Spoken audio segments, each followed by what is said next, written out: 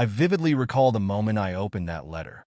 For a brief second, the words danced and blurred before my eyes, my mind unwilling to process the stark reality laid out before me. I blinked, rereading the lines, clinging to the hope that they would somehow transform, that perhaps it was all a misunderstanding. But the truth remained unchanged, glaring at me as obviously as the ink on the page. In that instant, the world I once knew, the life I had trusted, shattered into pieces. But let's backtrack for a moment. It had started as an ordinary day, one of those where you anticipate nothing out of the ordinary. The sun filtered through the half-drawn blinds, casting a gentle glow over the kitchen, while the enticing aroma of freshly brewed coffee filled the air. The house was peaceful, interrupted only by the faint hum of the dishwasher and the occasional scrape of a chair against the tiled floor. Sophia, my wife, sat at the kitchen table, her legs tucked beneath her as she scrolled through her phone, framed by soft waves of blonde hair. Her face was illuminated by the glow of the screen, her expression distant and absorbed in whatever caught her interest more than me. "Morning," I called out as I poured myself a cup of coffee. The words felt automatic, familiar. After years of being together, many mornings resembled a rehearsal of the same scene, played out day after day. "Morning," she replied, barely glancing up from her phone. Her focus was glued to whatever content she was scrolling through, probably social media or work emails. It didn't matter. It never did anymore. These days, I leaned against the counter, taking a slow sip of coffee while watching her over the rim of my mug. She looked good as always. The casual sweater hung loosely off one shoulder, and her yoga pants hugged her figure just right, always making me want to reach out and pull her close. But something felt off. Sophia seemed increasingly distracted, her attention more absorbed by her phone than me. We still talked, still went out on weekends, but the spark that once ignited our relationship was fading. I assumed it was merely the stress of work, or maybe that we had both grown too comfortable and familiar with each other. It happens in marriages, doesn't it? "What's on the agenda today?" I asked, trying to spark a little conversation as I set my mug down on the counter. "Not much," she murmured, still not bothering to look up. "Maybe run some errands, hit the gym, then I'll grab something for dinner." "Cool," I replied, but my voice felt distant, as if we were speaking from different rooms. I glanced at the clock. 7:45. Time to head out. My briefcase sat by the front door, and my keys jingled in my hand as I picked them up. Sophia remained at the table, engrossed in her scrolling. No wubbiekis, no warm send-off, just the rhythmic clicking and scrolling of her phone. I try not to let it eat away at me. It wasn't always like this, but today felt a little more pronounced than usual. "See you tonight," I said over my shoulder. "Yeah, see you," she answered without a second glance. The drive to work was the usual blur of traffic and morning radio chatter. The streets were filled with the familiar sight of cars and families all heading to their daily routines. I parked at the office building, a glassy, sterile structure, and went through the motions of yet another day filled with finance meetings, reports, and emails. Hours slipped by, but my thoughts drifted back to Sophia. That unsettling feeling in the pit of my stomach hadn't left me. Something was definitely off. Maybe I was just being paranoid, but a nagging whisper suggested that our quiet suburban life wasn't as perfect as it appeared. Lunchtime arrived, and my phone buzzed with a new message, not the kind I had expected. The subject line alone was enough to make me freeze. "Midnight. You deserve to know the truth." It wasn't from a number I recognized. The name on the email was Rachel, someone Sophia had mentioned a few times, a coworker perhaps, or a friend from the office. But this wasn't a casual email. It carried an ominous weight that I wasn't ready to confront. My finger hesitated over the screen for a moment before I clicked it open. That's when everything changed. The letter was now burned into my mind, and at that moment, the rest of the day felt like a fading echo of a life I could hardly recognize. Everything before reading that email seemed distant, blurred by the heavy truth I had just uncovered. But before that, it had been just another day, a typical Tuesday in the life we had built together. It was the kind of day where nothing remarkable was supposed to happen.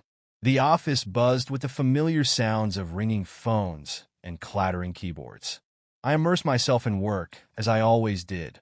My finance job wasn't glamorous, but it paid well and provided enough stability for me to feel like I was doing right by Sophia and me. That's the deal you strike in life, isn't it? You pour in the hours, grinding away for years so you can afford the house, the vacations, and those weekends spent pretending everything is fine. But now, looking back, I can see how we had both merely been going through the motions. That morning had felt like every other one before it, but now I recognized the cracks in our foundation, cracks I had stubbornly refused to see. By lunchtime, fatigue had already set in. The sandwich I had packed the night before, a simple turkey on whole wheat, sat on my desk half-eaten. My hunger had vanished, consumed by the gnawing sensation that had followed me from home to work. I checked my phone, scrolling through emails in a daze. That's when the message from Rachel arrived. For a brief moment, I thought it might be work-related, perhaps an update on a project involving Sophia that required my input. But the subject line hit me like a punch to the gut. You deserve to know the truth. I froze in place. What truth? What was I supposed to know? With my heart pounding in my chest, I opened the email. It was a short, blunt message, exuding an urgency that felt like a physical blow. You don't know me well, but I think you should be aware of the truth about Sophia. I work with her, and I've witnessed things I can't keep to myself any longer. She's been seeing someone else for quite some time. I'm really sorry, but I thought you needed to know. That was it. No elaboration, no details, just those few chilling sentences. My stomach twisted as the weight of her words sank in. Sophia was cheating on me, my wife, the woman I had built my life with over the past 7 years. Suddenly, all the signs, the distance, the late nights, the time spent glued to her phone, started to make sense. I sat there, staring blankly at my screen, the sandwich forgotten. The buzz of the office faded into the background as the reality of what I had just read consumed my thoughts. I wanted to call her, to demand an explanation, but what could I possibly say? Did you cheat on me? It sounded absurd, like a line pulled straight from a bad movie. Yet there it was in black and white, and I couldn't bring myself to believe it. For the rest of the afternoon, I drifted through work like a ghost, my mind clouded with questions. Who was she seeing? How long had this been going on? Was Rachel even telling the truth? Or was this some cruel trick aimed at sabotaging my marriage? Deep down, however, I knew something had been amiss for a while now, and I had chosen to ignore it. When I finally left the office, darkness had fallen outside. I drove home, my grip on the steering wheel tightening, knuckles turning white as I battled with the anger and confusion swirling within me. My mind raced through every conceivable scenario, trying to explain how Sophia could betray me, why she would choose to do so. I replayed the past few months in my head, the way she had been distant, how she always seemed preoccupied with her phone whenever I was nearby. The nights she claimed she was working late gnawed at me. As I pulled into the driveway, the house appeared the same as ever. The lights were on, curtains drawn tight. Everything looked perfectly normal, like the picture-perfect suburban life I had believed we were living. Yet inside, I sensed that something was broken. I sat in the car for a few moments, staring at the front door, wondering what awaited me on the other side. Would she be there to greet me like she did every night? Would she look at me with warmth in her eyes, the way she used to? Or would I see something else? Guilt, regret, something I hadn't been able to recognize before? Finally, I stepped out of the car, the weight of that email still heavy on my mind. The front door creaked open as I entered, and there she was, perched on the couch, scrolling through her phone as if nothing had changed. She glanced up at me and smiled, a smile that now felt hollow. "Hey," she said casually, as if my world hadn't just come crashing down. I swallowed hard, forcing myself to act as if everything was normal, to pretend I didn't know the truth. "Hey," I replied, my voice strained. I stood there for a moment, watching her, wondering how I had overlooked the signs for so long, how I had convinced myself that the growing distance between us was simply a normal part of marriage, that the late nights and secretive behavior were just part of the ebb and flow. But now, I couldn't ignore it any longer. I was determined to uncover the truth, no matter what it cost me. The house felt unusually quiet that night. Too quiet. Even as the refrigerator hummed softly in the kitchen and the faint sounds of the TV buzzed in the background. The silence hanging between Sophia and me was suffocating. I could feel the weight of that email pressing down on me with every breath. She sat on the couch, completely unaware of the storm brewing inside me, oblivious to the fact that everything we had was now hanging by a thread. I couldn't confront her just yet, not like this. I needed more than a cryptic email from a stranger to go on.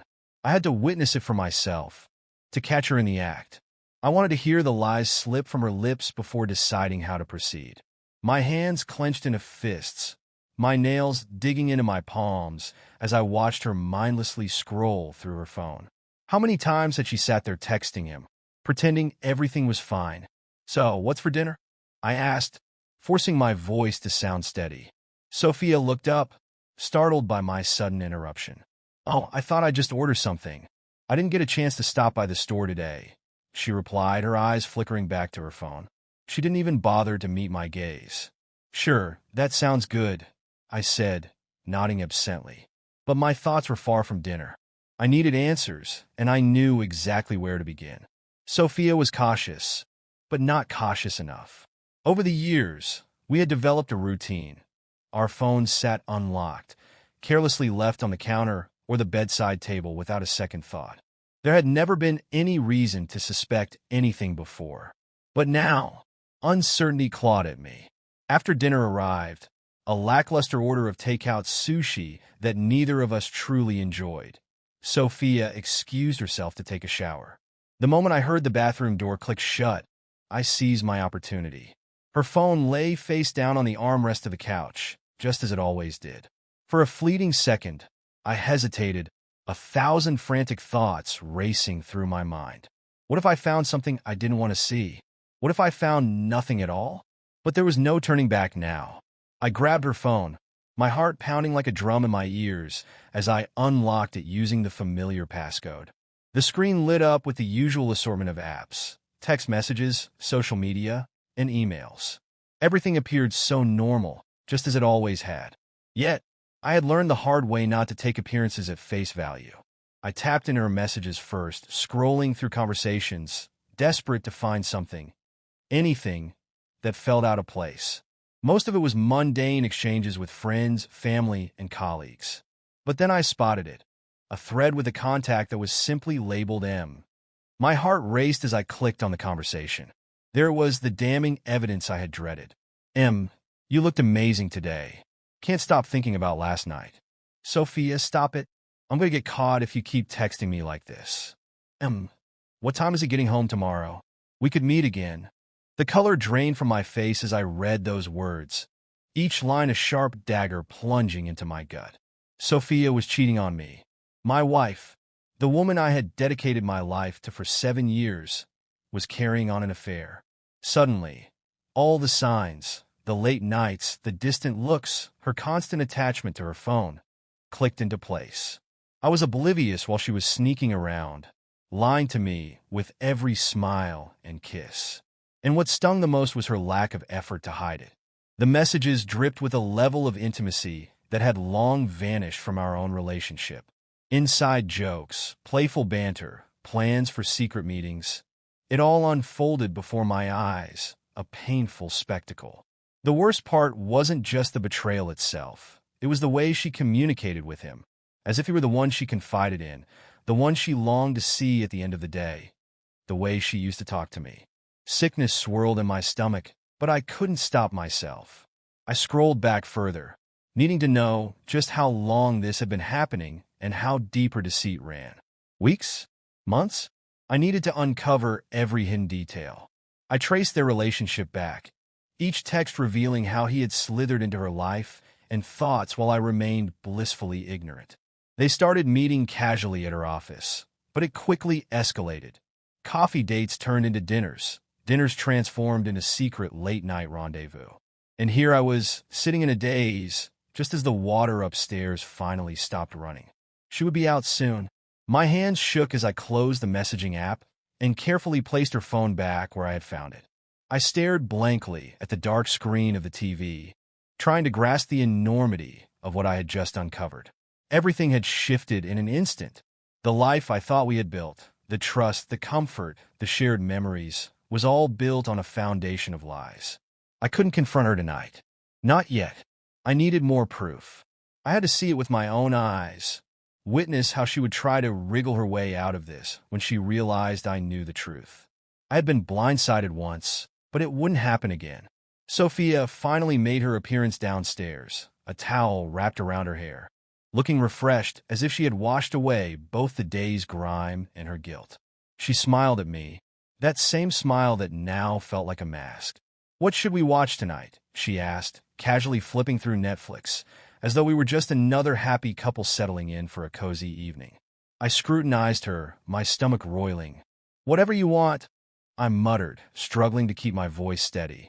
She settled on a mindless show, but I couldn't focus on anything except the truth hanging thick between us like an ominous fog. She didn't know yet, but her time was running out. I would get to the bottom of this. I would confront her when the moment was ripe, and when I did, she wouldn't be able to deny a single word.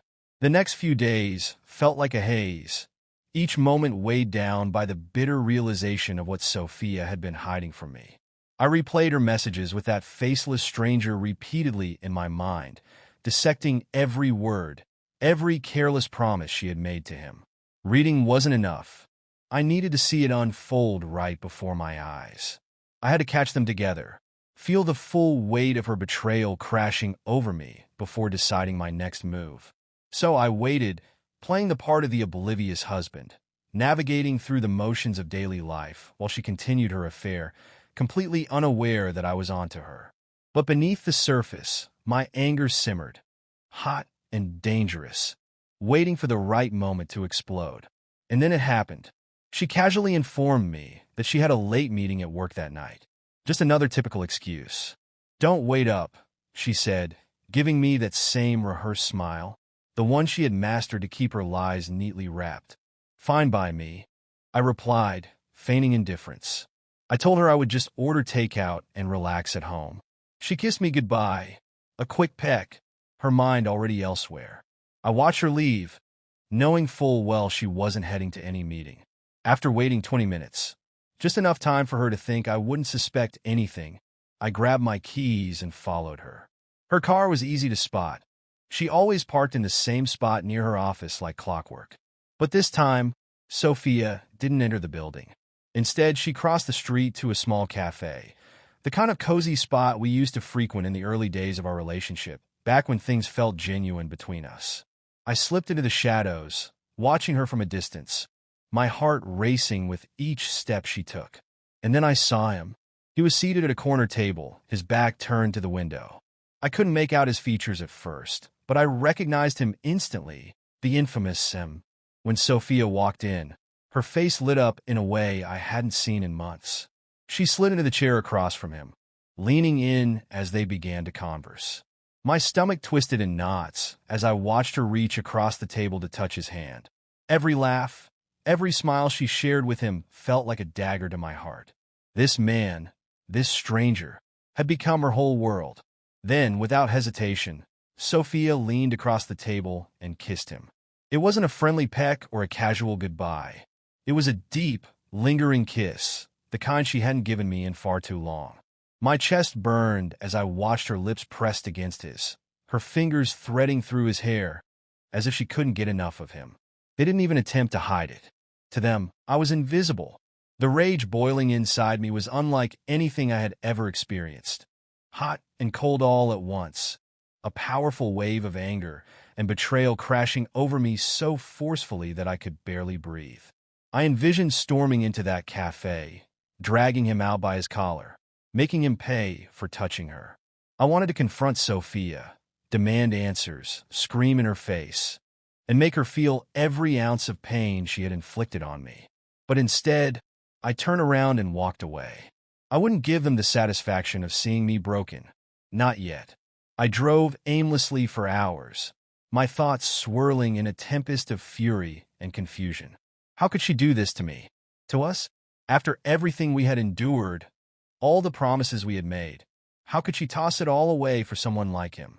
I gripped the steering wheel so tightly my knuckles turned white, My jaw clenched in a silent scream. But as the initial shock began to wear off, something darker took its place. The anger remained, burning fiercely within me, but now it felt sharper, more focused. I wouldn't confront her in a dramatic outburst. No, I was determined to make her regret this betrayal in the most calculated way possible. If she wanted to destroy our marriage, then I would destroy her. Then the idea struck me. It was almost too perfect, too poetic. Sophia's mother, Linda, was the type of woman who turned heads wherever she went. Yes, she was older, but she had that timeless beauty that made people stop and stare. Her dark hair was always impeccably styled, and her body was fit and toned from years of yoga and Pilates. She had always been friendly, almost flirtatious in a way I had previously dismissed as her outgoing nature. But now, reflecting on it, I recognized there had always been an unspoken tension between us, something I had never dared to explore until now. If Sophia wanted to betray me, I would show her what real betrayal looked like. I didn't think twice as I turned the car in Linda's direction, my heart pounding with a strange mix of anticipation and determination. I knew what I had to do. I had to make Sophia pay. What better way to achieve that than to take away the one thing she could never replace, her mother? When I arrived at Linda's house, it was late, but the lights were still on, indicating she was home. I knocked on the door, my mind racing with the plan that was rapidly forming. Linda opened the door, her expression shifting from surprise to concern as she took in my disheveled appearance. "Ethan," she asked softly, her voice laced with worry. "What's wrong? It's late." I gave her a look that conveyed more than words ever could. "I just need to talk about Sophia," I said, my voice strained yet steady. Linda stepped aside, inviting me in. She led me to the living room, where she settled next to me on the couch, her hand gently resting on my arm as she listened intently. I poured out my heart, telling her about the growing distance, the way Sophia had changed, and the web of lies that had ensnared us. She listened carefully, her eyes wide with sympathy and concern. "I'm so sorry, Ethan," she whispered, her hand moving to mine, giving it a gentle squeeze. I looked into her eyes, and in that moment, something shifted. The way she was looking at me transcended mere sympathy. There was a softness in her gaze, something unspoken that had lingered beneath the surface all along. Without thinking, I leaned in closer, my instincts overriding my better judgment. My lips met hers in a kiss that was anything but innocent. At first, she hesitated, her breath catching in her throat, but then she responded, her hands finding their way to my shoulders, pulling me closer. The kiss deepened, igniting with an urgency fueled by years of pent-up tension and betrayal. I pushed her back against the couch, my hands exploring her body as she moaned softly beneath me. There was no guilt, no hesitation, just the raw, burning need to reclaim something that felt irretrievably lost, something that had been stolen from me.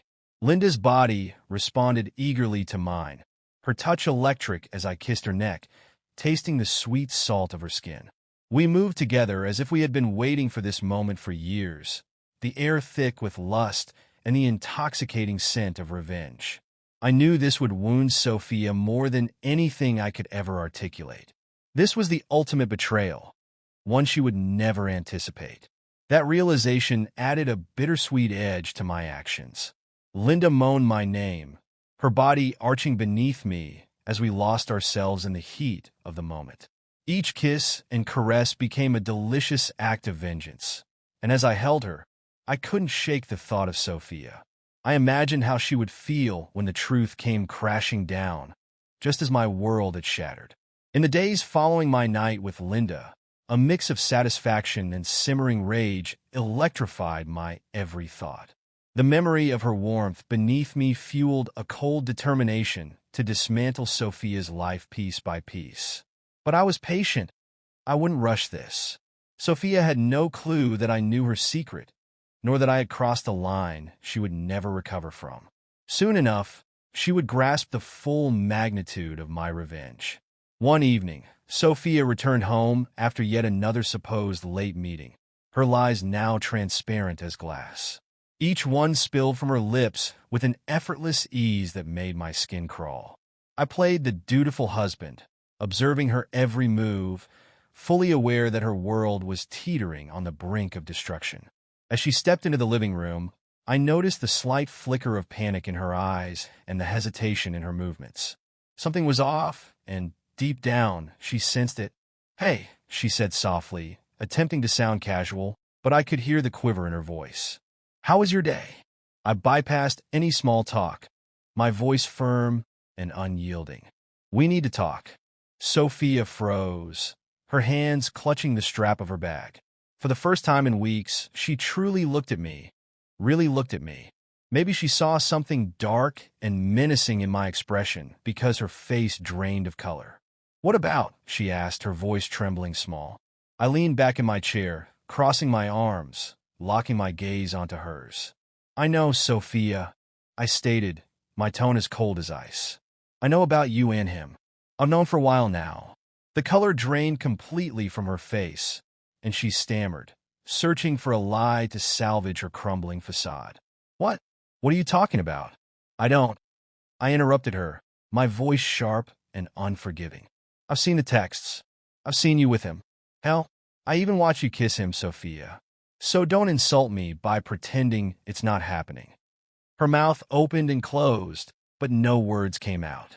She was trapped, cornered with nowhere to run. "How could you do this?" I pressed, my voice low, simmering with barely contained fury. "After everything we've built, after everything I've done for you, you throw it all away for him. Was it worth it? Was cheating on me behind my back worth everything you're about to lose?" Tears welled in her eyes, but I felt nothing. Her guilt and shame meant nothing to me now. She had made her choices, and now it was time for her to face the consequences. "I'm sorry," she whispered, her voice shaky as the tears began to fall. "I can fix this, Ethan. Please, we can work through this." I let out a dark laugh that echoed through the room, making her flinch. "Fix it? There's nothing to fix, Sophia. You destroyed this. Not me." Rising to my full height, I loomed over her, my presence cold and unwavering. "And you want to know the best part?" Confusion flickered across her tear-streaked face. "What? What do you mean?" "I slept with your mother." The words exploded in the air, landing heavily between us like a grenade, and Sophia staggered back, her hand covering her mouth as if my confession had physically struck her. She stared at me, wide-eyed, disbelief and horror etched into her expression. "What?" she stammered, shaking her head as if denial could rewrite reality. "No, you're lying." I stepped closer, my eyes locked onto hers. "I'm not lying, Sophia. While you were off with your little lover, I was with Linda. And guess what? She was easier to seduce than you might think." Her breath caught in her throat, and her hand flew to her chest, struggling to breathe as the full weight of my betrayal sank in. "You slept with my mother?" she whispered, her voice barely above a whisper. I nodded slowly, a cold smile creeping onto my face. "That's right. While you were busy sneaking around, I was giving your mom exactly what you denied me for months. And you know what? She was better than you. A hell of a lot better." Tears streamed down her cheeks, her body trembling as she struggled to process the enormity of what I had done. But I wasn't finished. Oh no, not yet. "This is what betrayal feels like, Sophia," I said, my voice dropping to a low growl. "This is what happens when you screw me over. You think you can sneak around behind my back and cheat on me like I'm some kind of fool? No, you don't get to mess with me and walk away unscathed." She was sobbing now, a broken shadow of the confident woman she once was, reduced to a quivering mess at my feet. "Please, Ethan," she cried, her voice hoarse and desperate. "Please don't leave me." I crouched down, bringing my face close to hers. "Oh, I'm leaving you, Sophia. I'm leaving you with nothing. No home, no marriage, and no mother who can look you in the eye without remembering what happened between us. This is what you've earned." I stood up, my heart ice cold and my mind sharp. She had obliterated everything we once cherished, and now I had shattered her. There was no turning back. I turned to leave, each step slow and deliberate, savoring the final moments of my triumph. As I reached the door, I glanced back one last time. She was crumpled on the floor, a wreck of sobs and despair, her world reduced to ruins. I let the silence stretch out, allowing her pain to seep in before delivering my parting shot. "Don't mess with me, babe." With that, I walked out the door, leaving her to drown in the wreckage of the life she had destroyed.